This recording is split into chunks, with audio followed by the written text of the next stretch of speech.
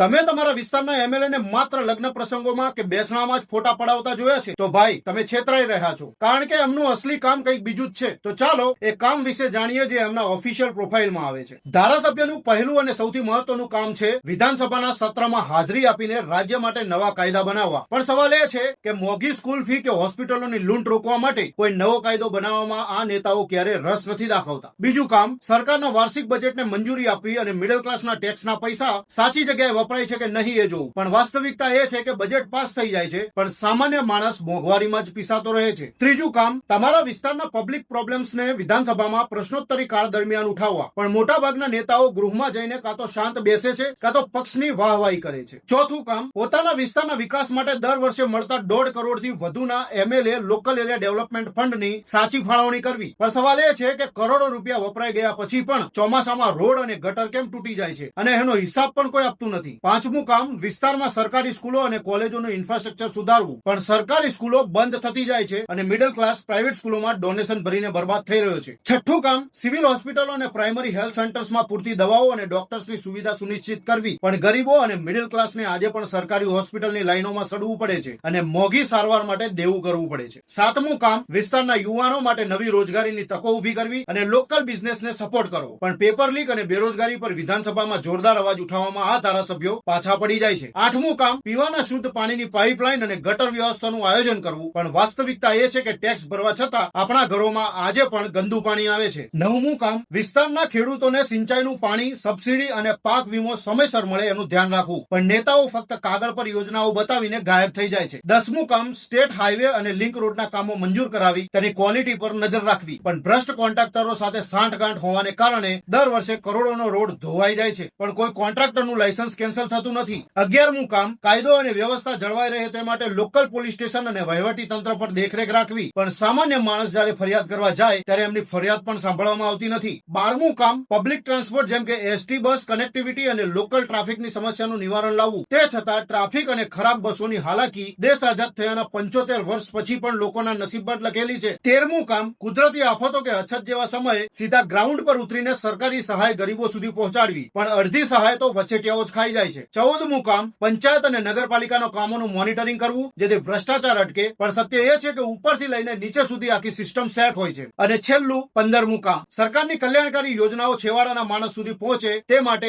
જનતા અને સરકાર વચ્ચે સેતુ બનવું. પણ ચૂંટણી જીત્યા પછી મિડલ ક્લાસનો ફોન ઉપાડવાનો સમય પણ આ નેતાઓ પાસે નથી હોતો. હવે જાગવાનો સમય આવી ગયો છે. દોસ્તો, આ 15 કામોમાંથી તમારા એમએલએ કેટલા કામ કર્યા છે મને કોમેન્ટમાં તમારા વિસ્તારના ધારાસભ્યના નામ સાથે જણાવો. જય ભારત, જય જય ગરવી ગુજરાત.